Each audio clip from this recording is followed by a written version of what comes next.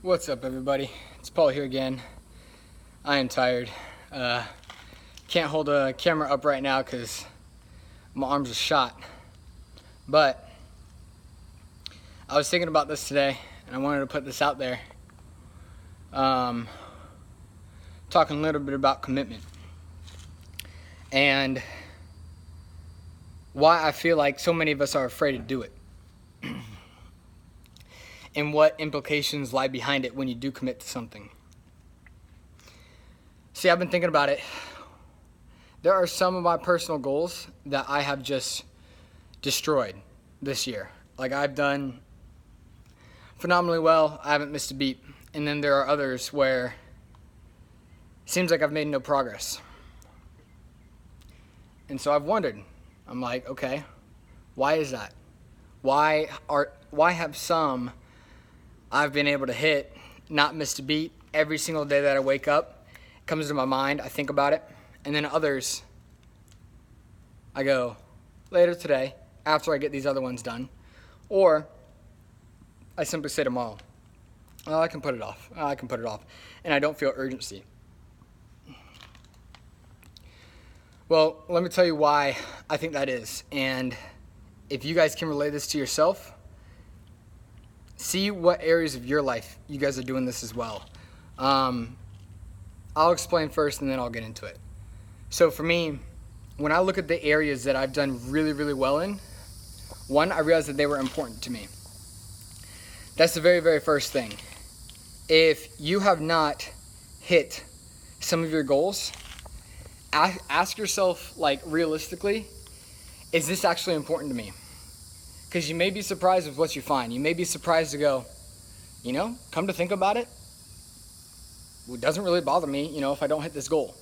And that's probably a clue and an indicator. Whew. Sorry. I'm not quite recovered yet recording this video, so I'm still trying to catch up. But it might be an indicator to you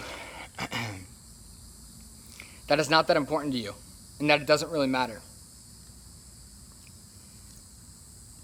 And the second thing is, on the ones that I have hit compared to the ones that I haven't, I made a decision, and it mattered to me if I followed through with it or not. Because you got to realize to yourself, the goals that you keep and the things that you tell yourself you want to hit, whether you follow through or don't follow through, your mind tends to believe you. So when you act on something day in and day out, day in, day out, day in, day out, your mind believes this is actually important to me. You got to get it done. So when you wake up, you're going, hey, what do I have to do today in that area? You're already thinking about it. And you'll notice this. Look at the goals that you've hit so far this year. You'll notice it. When you wake up, you're like, oh, I know I have to do that part today. Your mind's already thinking about it. Notice for the goals that you haven't hit, your mind's not thinking about it right away. It may come after, but it's a secondary thought compared to a primary thought. And so when you ask yourself, hey, is this actually important to me? If it's a no, then let it go, because otherwise it's just taking up brain space. If it is important, okay, you have to ask yourself, okay, so I see that I've made no progress on this goal, but it does matter to me if I hit it. I really, really do want to hit it, but I'm not moving. Okay, so now we got to ask ourselves a different question. What is holding me back? If it is important to me, and I have not acted on it, or I've acted on it very little, why? What is it about it? And let me tell you this part. With these goals that are still important, but you haven't hit on them, I think there lies the greatest potential. Here's why. Your brain wouldn't be pushing back on you if you knew the potential wasn't great. I hope you got what I said. So you got to realize there would not be resistance in this category of your life, or fear, whatever the resistance is, if it didn't have great upside. Because here's the thing. You do care about it, but you haven't progressed. That means there's pushback. There is resistance. And as anything with resistance, if you're able to push through, when you push through, it's actually a greater effect than if there was no resistance. Here's a example. Let's say you have a rubber band. Your rubber band's your goal. the less that you resist it, the shorter it's going to go, right? So if you just pull back a little, boop, it'll just go a little distance. Oh, great, I hit my goal. Oh, no resistance. I did it. There we go. Great. What happens, though, if you go from here to here to here? It gets tighter and tighter and tighter. And honestly, it kind of sucks because you don't see that with your goal. You don't see it just getting pulled back and just ready to launch. All you see is this tension and this resistance, like, oh crap, maybe this isn't for me. You know, maybe I'm not supposed to do this. Maybe I overestimated on what I can do. I don't think so. I don't think so. If you paid attention to my last video, you saw that I was talking about doing hard things and how whenever you're doing hard things, I believe you're going in the right direction. This is why. Because when there's greater resistance to something and you know you're onto something good, you know it's not crap,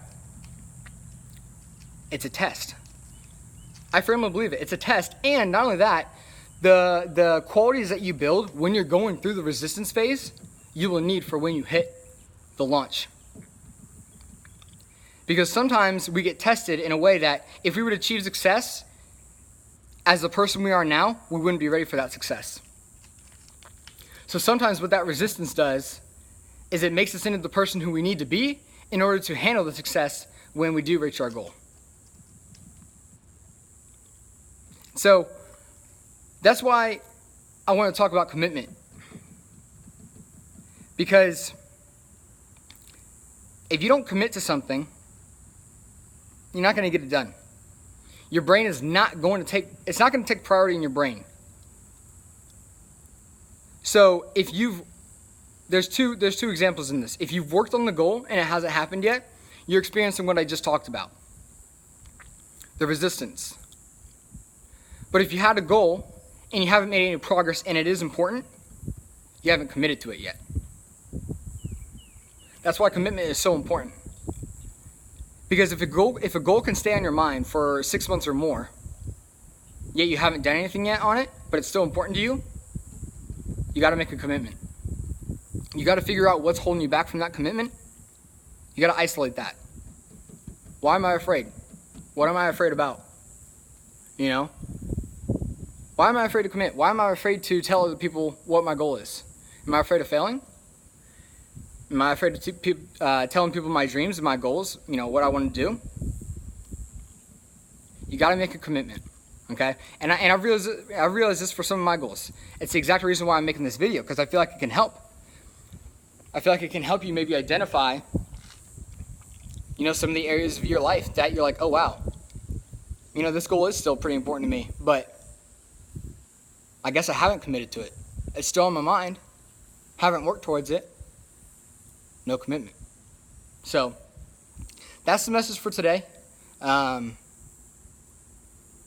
this video if you need to watch it again. I kind of covered a lot of stuff and went in multiple directions with it.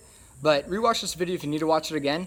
You know, if you guys know anyone who may be in this spot that I'm talking about, maybe they're doing well in some of the areas, but, you know, maybe they've talked to you about some of the other areas that they want to do, and you know they haven't worked in those areas, send this video to them. Maybe it can help them out. If this helped you out, leave a like below. You know, I'd love to hear your story about what's currently going on in your life, the goals that you're hitting, the goals that you're not hitting, and why, you know.